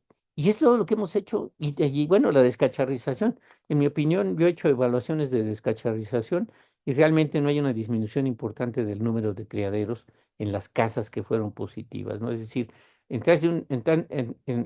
un antes de una campaña de descacharrización, si tenemos 40% de casas positivas, en la evaluación posterior del impacto que tiene la descacharrización en casas positivas, prácticamente viene siendo igual. perdón, ¿eh? Este, y luego, pues, lo que ya mencionábamos, ¿no? Es un problema que se ha trabajado mucho, y ahorita voy a poner un ejemplo muy interesante que debemos estudiar bien, ¿sí? Pero no hemos logrado hacer que la gente participe. Yo hago una reflexión aquí. No hemos entendido que la comunidad no nos ha entendido, ¿sí? No nos entiende la comunidad. Es lo que no hemos entendido nosotros. ¿Y por qué lo digo así? Porque hemos hecho muchos intentos. Hay una cosa bien importante aquí de comunicación, ¿sí? Por ejemplo, ¿cuántas veces ha cambiado su imagen la Coca-Cola? Bimbo, Marinela, Sabritas, Barcel. ¿Cuántas veces han cambiado su logotipo? Pues prácticamente tiene muchos años con el mismo logotipo. Entonces la gente ya sabe que es Coca-Cola, ¿no? Que no sepa, que no vea el letrero, dice, "Ah, es una Coca-Cola, ¿no? O una Pepsi, ¿sí? O ese es un Gansito, ¿sí? Ya la gente tiene eso. Si nosotros hiciéramos el recuento de cuántas imágenes de todos los trípticos y mensajes radiofónicos y de televisión y volantes que hemos hecho para dengue, entre cada sexenio hay un desbarajuste, ¿no? Hay una incoordinación brutal, no hay una línea clara, ¿sí? No hay ese sentido de un comunicador que diga hacia dónde hay que entrar. Ya sabemos muy bien la clave, ¿no? La clave es que ya no haya criaderos y que los responsables de esos criaderos son las familias. Y las familias tienen que controlarlo. Eso ya lo sabemos, es como ver el pan Bimbo, ¿sí? Pero ¿cómo hacer llegar a la comunidad y hacer que la gente se motive y además identifique muy bien su rol? Pues es a través de la comunicación, ¿no? Entonces, nosotros nos hemos apropiado, en principio, de la responsabilidad de eliminar los criaderos de las casas, ¿sí? Tanto con nebulizaciones, larvicidas y, des- y descacharrizaciones, ¿sí? Le hemos expropiado esa actividad a la comunidad. Y cuando le pedimos a la comunidad que haga sus cosas, pues es efímero el trabajo y muy, muy pobre, ¿no? ¿Sí? ¿Y por qué? Porque de repente alguien habla de dengue y luego un político dice, no, pues ya va para abajo, o no, no es cierto que no hay brote ahorita. Es decir, hay una serie de elementos ahí de contradicciones muy importantes, ¿no? Y la otra cosa que sí hemos logrado hacer es disminuir la letalidad. Sin embargo, entre el 2018 y el 2020 hubo un incremento de menos de uno o alrededor de uno hasta 2,4% de letalidad. Eso es grave, ¿sí? Y bueno, existe solo un dengue, pues es algo importante, ¿no? Para poder tener la visión, tenemos que tener muy claro que las formas graves se producen por un segundo serotipo, sí, o un tercero, etcétera, ¿no? El manejo clínico, es igual para el país, también es importante. Vimos la circulación diferente de los serotipos en Michoacán, y entonces tenemos que tener muy en cuenta de que son cíclicos, ¿sí? Hay un comportamiento de que aparecen y desaparecen los serotipos. Y esto es muy, muy claro, ¿no? O sea, se acumulan los susceptibles, hay un brote. Se acaban los susceptibles y desaparece o se minimiza la transmisión por ese serotipo, ¿no? Las acciones de control deben ser uniformes para todo el año. Y si todo el año tenemos que nebulizar y aplicar herbicidas, o podemos diseñar cosas diferentes. Y ahí pues, es algo que tenemos que tener muy en cuenta, ¿no? Se podrán utilizar vacunas como medida complementaria, ¿sí? Y bueno, yo te voy a poner aquí el caso de Singapur. Singapur es extraordinario. Es el mejor ejemplo que tenemos nosotros para seguir, ¿sí? Como un programa exitoso de control del dengue, ¿sí? Sin embargo, ellos que decían que ya lo tenían más o menos controlado, van a ver ustedes en las gráficas que voy a presentar a continuación, perdieron todo el control. Una de las cosas que hicieron para poder controlar mejor el dengue fue hacer una legislación muy estricta, ¿sí? Muy estricta, o sea, había castigos muy, muy importantes de la autoridad si había criaderos, ¿sí? Y si la gente no participaba, ¿sí? Y hacían encuestas, etcétera, y entonces aplicaban, ahora sí que aplicaba, ahí sí aplicaban la ley, ¿sí? Y fue muy buena, ¿sí? Sin embargo, ¿sí? Bueno, esto es parte de lo que ellos hacen, los eventos más importantes que se relacionaron por años. Entonces, por ejemplo, este, tienen aquí trabajaban como nosotros estamos trabajando en la lucha contra el dengue, ¿no? O sea, en campañas de nebulización, campañas de aplicación de herbicidas, y de repente empezaron ellos a decir, oye, pues lo que necesitamos es que aquellas personas que no están trabajando bien, no están participando en control de sus criaderos, pues hay que castigarla. Entonces fue una forma coercitiva, pero muy exitosa, ¿sí? Y bueno, pues aquí todo lo que estamos hablando del cambio climático, pues vemos es como no hubo una gran variabilidad en Singapur que pudiera estar relacionada con esto, ¿sí? Aquí ellos lograron una disminución muy importante de dengue, la tenían ya bien controlada en 1990, pero de repente empezaron a tener brotes, brotes, brotes, y actualmente en 2020 ya tuvieron un gran brote, y hasta donde yo sé, en 2024 están más arriba que en el 20, ¿sí? Y aquí vienen los grupos de edad, esto es importante, aquí tienen casos a partir de los 16 años. ¿Por qué no tuvieron en los menores de 16 años? Es una pregunta muy interesante, no voy a entretenerme sobre eso, ¿no? Pero aquí tenemos el índice de casas positivas, ¿sí? Estos brotes, uno podría decir, bueno, es que dejaron de hacer actividades. No, vean ustedes cómo lograron tener el índice de casas positivas muy bajo, muy controlado. Y aún así, con ese control, vinieron los brotes. Eso es bien importante para hacer una reflexión para México, ¿sí? Necesitamos ponernos las pilas. Con un índice de casas positivas bajo, podemos tener un gran brote. Entonces, abusados. Creo que debemos que de poner ahora sí que nuestras barbas a remojar, y sobre todo ponernos las pilas, estudiar más. Esto es lo que tenemos que hacer, ¿sí? Tenemos que tener todos muy claro qué tenemos que buscar, para dónde vemos, jalar. Sí, porque aquí de repente una institución hace una cosa, dice otra cosa, el otro no le interesa, el municipio se desentiende, dice que no le toca, el gobernador está muy preocupado, ¿verdad? Que venga la nebulización, y bueno, ya está la nebulización, ya le dice a la población que ya están trabajando, ¿no? Y la población se tranquiliza, pero realmente no estamos viendo el mismo lado, ¿sí? La realidad la estamos ocultando. No podemos negar lo evidente.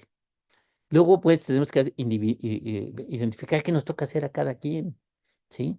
No podemos estar echando la culpa al otro, estar criticando a los demás. Tenemos que ver qué nos toca a nosotros, y en ese engranaje en donde nosotros nos enlazamos. Y otra cosa importante, ¿no? Pues hay que participar, hay que querer hacerlo. Y lo que casi no tiene mucho impacto muchas veces en nuestros trabajos es el equipo. Si no hay trabajo de equipo, probablemente no vamos a tener éxito en lo que hacemos. Y bueno, pues tenemos que estar en guardia, ¿sí? Yo recomendaría que una vez que ya está bajando o que está arrasando el serotipo 3, ¿sí? La vacuna que aparentemente no sensibiliza a la población con primoinfecciones es la de Takeda. No hago promoción, ¿eh? Estoy comentando lo que están en los datos, ¿sí? Esa vacuna hay que empezar a trabajar su programa. ¿Por qué? Porque si nosotros dentro de 3 años que venga el serotipo 1 o el 2, vamos a querer comprar la vacuna, ¿sí? Pero el que los produce no va a tener tiempo para producir la cantidad de vacuna que se requiere. Entonces nosotros tenemos que empezar a programar conjuntamente con ellos, ¿sí? La necesidad de vacunas para dentro de 4 o 5 años, y tener esa visión, y posiblemente la vacuna va a servir ahora 4 o 5 años, donde a lo mejor ya hay otras nuevas vacunas, ¿sí? Pero tenemos que tenerlo muy en mente y tener eso en una forma muy trabajada. Pues muchas gracias. Ahí les puse mi correo electrónico si alguien me quiere decir que está bien o está mal, o si tienen dudas, ¿sí? Nomás no me regañen, ¿eh? Muchas gracias, Ariadna, Colegio de Trabajadores de la Salud Pública del Estado de Michoacán. Muchas gracias. Gracias, doctor. Un favor, ¿pudieras dejar de compartir pantalla? Estoy viendo cómo Para le que hago. te... Ah, muy bien, gracias. Como siempre, doctor, es un gusto escucharte. disfrutamos tanto con todo este recorrido que nos llevas y nos dejas siempre actualizados y muy motivados para seguir trabajando en esto. Algunas reflexiones algún par de comentarios que quisiera, antes de que te despidas, también a todos nuestros invitados que tenemos casa llena en Zoom, lo cual nos tiene muy contentos, em, con una gran permanencia y muchos comentarios para ti en el chat, ya para que los vayas disfrutando, te los vamos a mandar también. Pero bueno, quisiera hacer un par de reflexiones, doctor, ahorita que estás.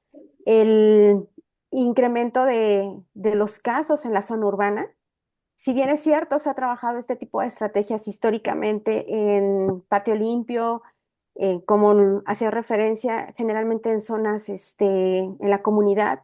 Lo que hoy vemos es que en zonas urbanas hay muchos casos y hay un desconocimiento muy grande de la población y es importante este reto de ver qué hacer para que la gente se involucre y se apropie de los programas y puedan ser exitosos.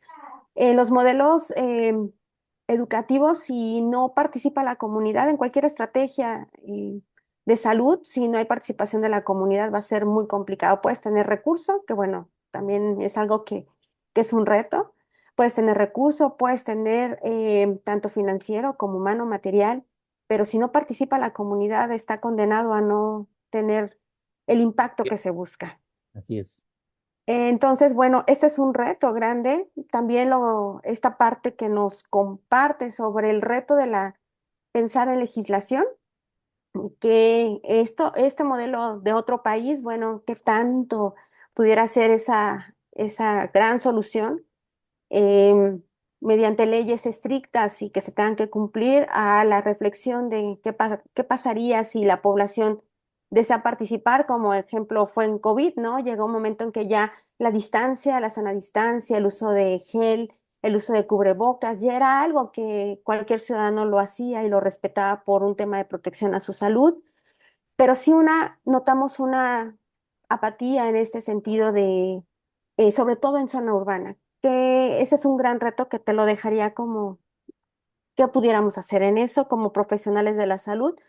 Y otro, bueno, como siempre nos lo dices, al Colegio de Salud Pública, de defender el conocimiento, la expertise de muchos profesionales de la salud pública. Aquí vemos a gente que ha dejado años dando su conocimiento, su experiencia en diferentes sectores Ahí vemos a de Jesús, la por salud. ejemplo. Aquí Estamos está viendo a Jesús ahí. Jesús, Tiene está muchos también. años ya. Y vemos esta experiencia, bueno, eso de la defensa, del conocimiento, y bueno, el reto siempre es que nuestros titulares escuchen y podamos acompañar con lo que sabemos para mejorar siempre en la comunidad y en nuestros espacios, haciendo y abonando por la población, que es a quien nos debemos. Gracias, doctor, y te escuchamos. Y un par de comentarios que no profundicé. Actualmente es cada vez más difícil que la gente nos abra sus puertas, tanto por la violencia que existe, como también ya lo que aprovechan los grupos delincuenciales y que se apropian de nuestros espacios, ¿no? Entonces la gente ya no quiere saber de nosotros, no nos abren las puertas. Entonces, muchos lugares de México. ¿Qué tenemos que pensar? Diseñar estrategias, ¿sí? Sin la necesidad de entrar a una casa. Y ahí está, te voy a mandar, Ariadna, dos videos que quiero que los compartas con todos, Claro que ¿sí? sí. Sitio. Uno que es el ejemplo de la utilización de la Wolbachia que están haciendo en Puerto Rico y la otra que hicieron en Australia. Las dos son muy buenas. Yo hice la promoción para traer a México la Wolbachia de Australia. Para mí ese es el mejor elemento, porque es infectar mosquitos, luego liberarlos para que en forma natural infecten a las poblaciones silvestres y entonces no hay necesidad de estar yendo a las casas, ¿sí? Sino en ciertos puntos estar sembrando los mosquitos infectados. Y aquí entra un punto relevante que hay que tener muy claro con la comunidad. ¿Cómo vamos a luchar contra los mosquitos sembrando más mosquitos? ¿Sí? Entonces es un pensamiento que tenemos que ir cambiando con la gente. De acuerdo a la experiencia que se tiene en varios países, ¿sí? Esto no ha sido un impedimento de hacerlo bien. ¿Sí? Al contrario. Lo están haciendo ahorita en Brasil también, en Colombia, ¿sí? En México tenemos un pequeño sitio donde se trabajó en la península de Baja California Sur, en Australia, en Indonesia, en Filipinas lo han estado desarrollando, ¿sí? Y bueno, pues y además no hay químicos de por medio, que esa es la otra cosa importante, ¿no? O sea, se nos ha olvidado que cada vez que echamos un litro de insecticidas estamos echando un montón de aceite, ¿sí? Cuando se aplica un insecticida en aceite, estamos aplicando, por ejemplo, si es un piretroide en aceite, es más o menos el 3% del insecticida y el resto es aceite. Entonces tenemos 3 gramos por cada litro de aceite. Entonces estamos aplicando un montón de aceite, además de los 3 gramos de insecticida por hectárea. Si sumamos todas las hectáreas y todo lo que hemos hecho, pues a lo mejor ya no necesitaríamos a Pemex, sí, habría ya mucho aceite ya regado, sí, pero es un ejemplo, ¿no? A mí me tocó traer como algo muy importante que yo desarrollé una estrategia para promover a la industria de que teníamos que hacer insecticidas en agua y por lo menos ya no estamos echando tanto aceite, ¿no? Claro. Entonces empezamos con un piretroide, ahora ya hay malatión con agua. El malatión actualmente, como está diseñado y como está formulado, es muy bueno, ¿sí? Aquel miedo que se tiene de que va a afectar, pues sí, si se toman un litro del ingrediente activo, pues les va a hacer daño, pero si es el 2-3%, sí, o 10% de ingrediente activo por hectárea, pues es para matar el mosquito, no para hacerle daño a la gente. ¿Sí? Y tenemos que ser muy cuidadosos. Tenemos que pensar en la responsabilidad de los que dirigen los programas, de que cada vez que están echando insecticida para matar moscos, se llevan de paso un montón de insectos más. Yo no sé si ustedes lo han notado, pero bueno, hay muchos jóvenes, pero también hay algunos que ya tienen edad. Carlos Contreras, está Jesús, y Celso, también por ahí, ¿sí? Cuando viajábamos en carretera, algo que teníamos que de tener muy en mente es que tenía que estar lleno el depósito de agua de los limpiadores, porque era una cantidad inmensa de insectos que se estrellaban en el parabrisas. Si íbamos a Acapulco, íbamos a Morelia, era lo mismo, ¿no? Un montón de insectos en los parabrisas. Hoy, raro ver un insecto, ¿sí? Por ejemplo, el trayecto que yo hacía a Morelia cuando estuve yendo allá, ¿sí? Pues no era muy común que se me estrellaran insectos en el parabrisas. ¿Y eso a qué se debe? No solamente es el sector salud, también es el sector agrícola. Pero por algo debemos empezar. No debemos decir, pues es que lo están haciendo los agricultores. No, también nosotros. Entonces tenemos que empezar a regular eso. Y yo creo, a todos los exhorto como colegio y como compañeros de trabajo y compañeros interesados en el tema, que tenemos que empezar a convencer a nuestros políticos de que no lleguen y cambien, ¿sí? Tenemos que respetar a los que ya capacitamos, a los que ya tuvieron la experiencia.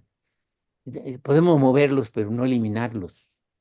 ¿Sí? Y luego salimos de la Secretaría, se van al ISSSTE, se van al Seguro, a la Cruz Roja, se cambian de estado, etcétera, pero toda la experiencia que ha acumulado en un individuo, que además es un costo social, ¿sí? Pues lo estamos echando a la borda. Muy bien, gracias, doctor. Veo por ahí hay un par de compañeros que quieren hacer algunos comentarios, si me permites. Le pediría a la maestra Gloria Alicia Figueroa, que es nuestra titular bueno, socia fundadora del Colegio de Salud Pública y también, bueno, titular del Laboratorio Estatal de Salud Pública. Tiene su mano levantada química. Si pudieras abrir tu micrófono, será un gusto escucharte. Buenas noches. Hola, doctor Ari, buenas noches. Felicidades por la organización de esta plática, doctor Méndez. Maravillada de escucharlo. Me encantó su plática. Felicidades. Eh, un poquito nada más comentarles de la parte del 30% de muestreo que marcan los lineamientos de vigilancia epidemiológica del dengue. Esto ha sido muy complicado, realmente muy difícil de lograrlo, de tal manera que ahorita que tenemos este brote epidémico, este pico epidémico, pues ha sido también un batallón grande por el tema de los reactivos, puesto que el diagnóstico es solamente PCR en tiempo real para aquellas muestras que están en los primeros 5 días de síntomas los pacientes. Y esto pues satura también mucho la parte económica y humana en los laboratorios. Estamos recibiendo una gran cantidad de muestras. Creo que el que ahorita tengamos el serotipo 3 ha sido parte de lo que ha venido a incrementar los casos y además pues hemos visto más casos de dengue con signos de alarma y casos de dengue grave. Eh, ¿Qué ventaja le veo también a que se hagan estas pruebas de PCR en tiempo real, que utilizamos una prueba triplex y se puede identificar a la vez dengue, Zika y chikungunya? De tal manera que hemos identificado algunos casos de Zika que ingresan como dengue, pero cuando se procesa la muestra, pues vemos que es Zika. Y el otro diagnóstico es para casos que ya tienen más de 5 días de evolución, es la IgM. Entonces, pero sí, la parte del 30% prácticamente está en lineamiento, pero es muy difícil de cumplir. No se muestra al 100%, luego se hace la estimación de los casos por medio de fórmulas, pero muy, muy complicado de llegar a cumplir que se muestre solamente un 30%, ¿no? Estamos por arriba del 80% de muestreo. Y también comentarle que somos piloto para la implementación de la prueba de Oropuche y Mayaro. Ya el INDRE ha seleccionado de nuestras muestras negativas a dengue, zika, chikungunya, algunas otras muestras para búsqueda de Oropucho y Mayaro, afortunadamente todas todavía negativas, pero bueno, en cualquier momento con la globalización y lo que nos explicó el doctor Méndez, en cualquier momento vamos a estar ya hablando de Oropuche también ya hay en Cuba, y bueno, ya está poniendo de cabeza también a los sistemas de salud en América Latina. Entonces, en cualquier momento vamos a tener ya este nuevo arbovirus con nosotros, ¿no? Era lo que quería hablar y nuevamente felicitar. Gracias. Pues gracias. Nomás quiero hacer un comentario. ¿Por qué le tienen miedo a las pruebas rápidas? Epidemiológicamente hablando, ¿sí? La prueba rápida es una prueba de ensayo, por decirlo así. Es para ver si hay o no hay y qué tanto hay en general. Y sí, pudiera ser que el menos del 90% más del 90% de las veces puede salir positivo, una eficacia, una sensibilidad arriba una sensibilidad se me va el otro nombre, ¿sí? Por arriba del 90%, ¿sí? Y las pruebas rápidas la puede hacer el médico en la consulta, ¿sí? Ahí lo que hay que hacer es diseñar mejor el sistema, porque precisamente el estar haciendo las pruebas de PCR no solamente es un desgaste de personal, de estar tomando muestras, de estarlas llevando, se pierden muchas muestras mal manejadas, etcétera, ¿no? Y las pruebas rápidas nos pueden dar la información epidemiológica. Y los casos graves, pues hay que estudiarlos todos con PCR, ¿no? Para tener una imagen más adecuada, ¿no? Entonces, eh, la primera vez que yo utilicé pruebas rápidas y las introduje en el sector salud, ¿sí? Fue en 1997, un Pambio, que Pambio era australiano, era un laboratorio australiano que después compraron los gringos, ¿sí? Pero la prueba de Pambio era muy buena de dengue, ¿sí? No necesitábamos estudiar todos, ni tampoco todo el tiempo, sino se podían racionalizar mucho. ¿Por qué no la seguimos haciendo? Porque hubo un conflicto por allí y de repente dijeron que era negocio mío. Sí, entonces también no estamos viendo para el mismo lado, no estamos interesados en solucionar un problema, sino más bien estamos viendo, cuidando nuestro lugar, ¿no? Y nuestros intereses, que no necesariamente son los mejores. Bien, pues la prueba rápida no tiene pues la misma sensibilidad, ¿no? Sensibilidad y especificidad, puede haber falsos negativos, falsos positivos, no vamos a detectar el Zika. Eh, en algún momento la utilizamos cuando se saturaron los servicios por COVID, pues era también PCR, ¿no? La de COVID, entonces no había forma y llegamos a utilizar pruebas rápidas, pero solo fue por emergencia. Ya cuando no es emergencia, utilizamos las pruebas de PCR. Definitivamente, pues tienen que trasladarse porque solamente el laboratorio estatal, hay que cuidar cadena de frío, varias cosas, ¿no? Que hay que tomar en cuenta cuando se realizan, pero solamente las llegamos a utilizar en emergencia. Bueno, usted me da la razón. Ahorita hay una emergencia de dengue, y entonces podríamos instrumentar, ¿sí? Jugar con los elementos que tenemos, ¿sí? Y poder realmente hacer un buen sistema de vigilancia. Ahorita hay emergencia. Quizá en el momento que es de baja endemia, entonces a lo mejor sí dedicarnos a hacer PCR para tener toda la sensibilidad del mundo. Pero ahorita que ya sabemos, ¿sí? Las pruebas rápidas pudieran ser un elemento muy importante que nos puede ayudar. Sí se ha llegado a plantear en las reuniones nacionales, pero hay la negación, ¿eh? La negación a utilizarlas. Ahorita, sobre todo porque también tenemos Zika y se perdería la oportunidad de encontrar Zika. Bueno, hay un triplex que se puede utilizar, ¿sí? No Ah, sí, en necesita. prueba rápida hay un triplex ahorita, sí. Hay un triplex y puede utilizarse con una sensibilidad arriba del 90% y una especificidad más o menos cercana al 90%. Sí. Mire, eso sería, ¿cuántas muestras, qué porcentaje de muestras estamos perdiendo? ¿El 20% o más? Mm, Por mal manejo. no, mucho menos. Es un 5%. Entonces, imagínese usted, ¿y cuánto invertimos en eso? ¿Cuánto invertiríamos en una prueba rápida triplex, donde vamos a tener un resultado aproximado, epidémico en un momento de emergencia? Ujú. O sea, tenemos que tomar las lecciones del brote de COVID para aplicarlas en estas circunstancias, ¿no? Sí, tal vez evaluarlas directamente en el laboratorio, probándolas contra PCR, porque una cosa es lo que viene el inserto. Los insertos siempre traen muy buena sensibilidad, muy buena especificidad, y a la hora que uno las prueba, pues te das cuenta que no es tal, ¿no? Pero probándolas podría ser una estrategia. Si vamos a utilizar una vacuna que tiene una eficacia del menor del 80%, imagínese usted que no podríamos justificar al tener una prueba que no tenga más del 90% de especificidad y sensibilidad. Entonces, allí hay que jugar con lo que tenemos, ¿no? Y con las posibilidades, ¿sí? Y yo creo que es una reflexión, ¿sí? Por supuesto que el INDRE es un hueso rudo de roer. Muy bien, Muchas muchas gracias. gracias. Gracias, Química, un gusto verte siempre. Gracias. Y Igualmente. daremos una última intervención, doctor. El doctor Carlos Contreras Zavala quiere también hacer uso de la voz. Entonces, adelante, doctor.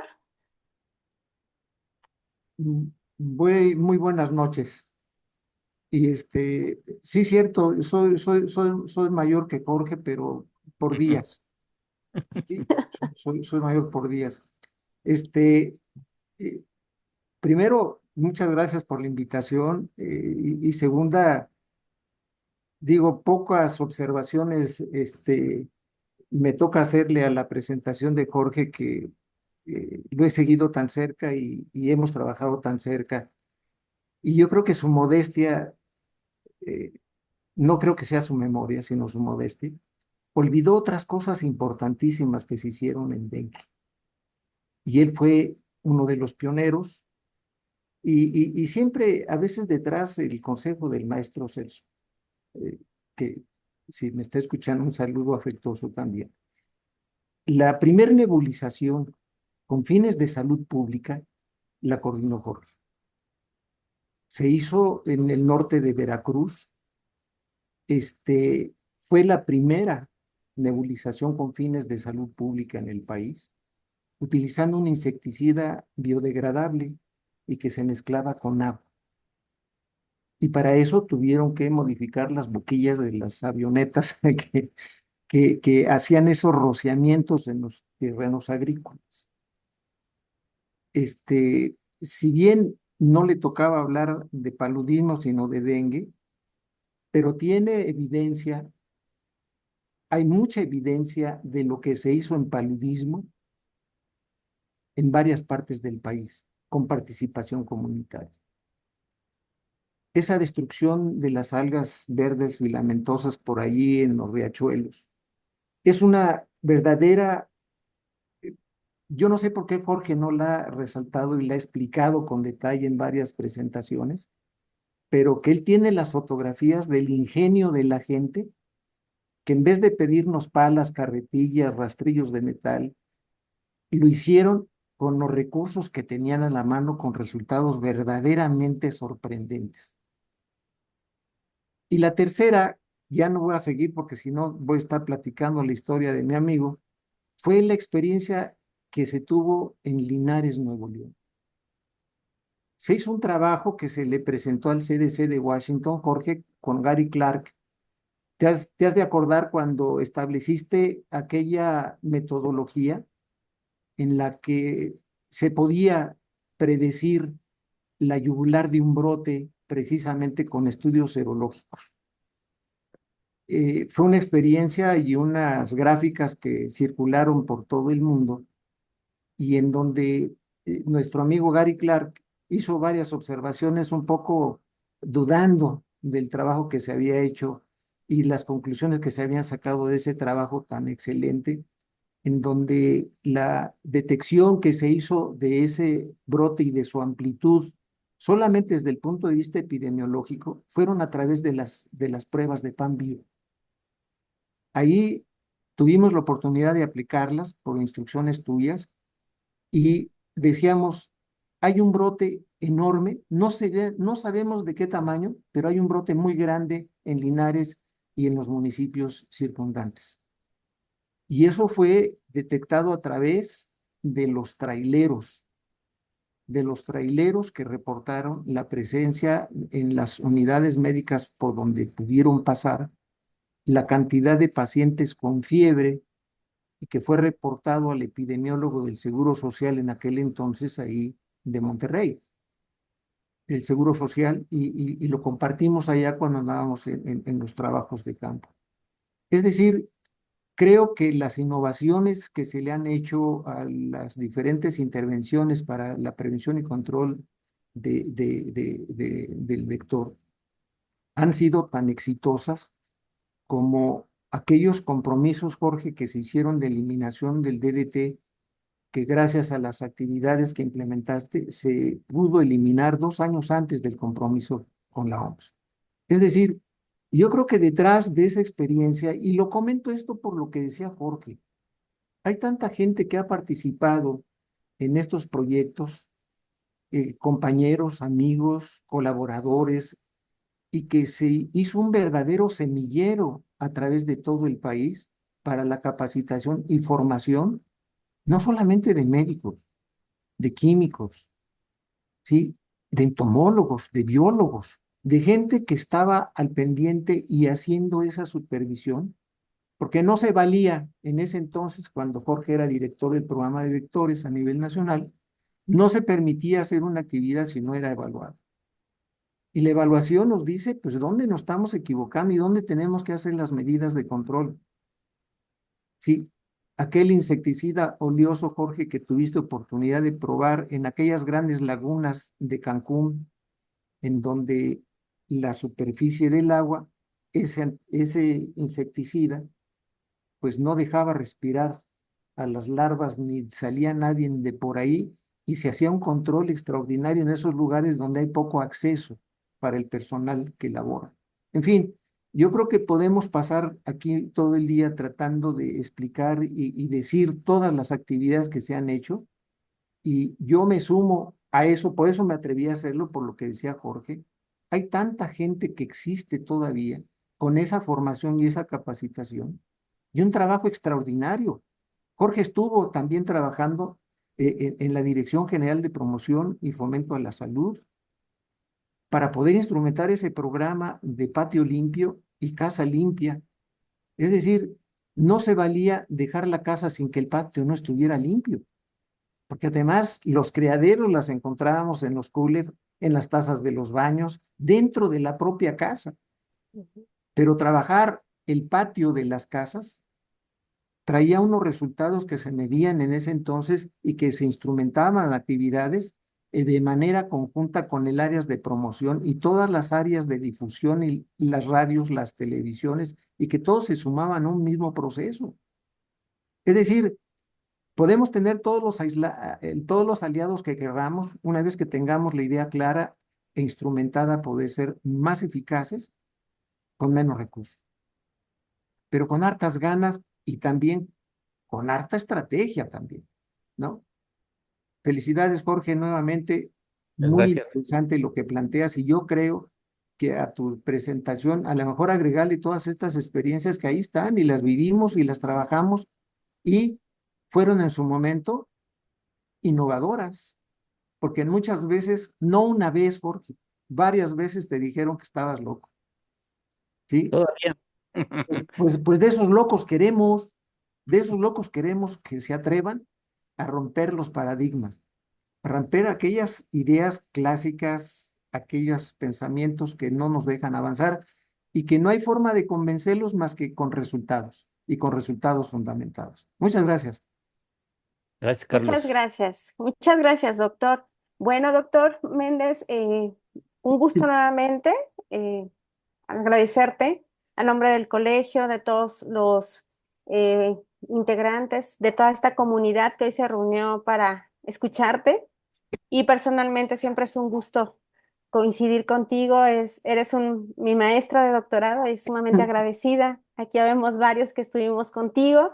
Y bueno, a nombre del Colegio de Profesionales de Salud Pública les damos las gracias a todos los que nos acompañaron y esperamos vernos en nuestro siguiente panel. Muchísimas gracias, doctor. Si gustas un mensaje de despedida, Claro, adelante.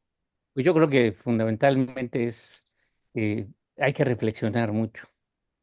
Hay que quedarnos con las cosas que valen la pena, innovar lo que no está funcionando o las nuevas oportunidades que tenemos, pero con cada vez con mayor conocimiento. En otras palabras, hay que seguir estudiando, ¿sí? Y pues está pendiente el baile de graduación. Sí, veo Sí, a Jaime, a Jesús, a ti, gracias, doc. Aquí a Gaby. anda Jesús por aquí también. ¿Cuándo lo Aquí organizan? andamos. Cuando ya ven a visitarnos, nosotros felices de verte.